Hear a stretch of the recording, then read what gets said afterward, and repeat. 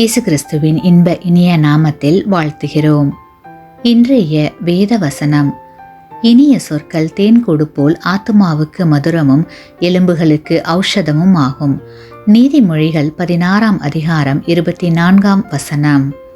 Today's Bible verse: Pleasant words are like a honeycomb, sweetness to the soul and health to the bones. Proverbs chapter 16 verse 24.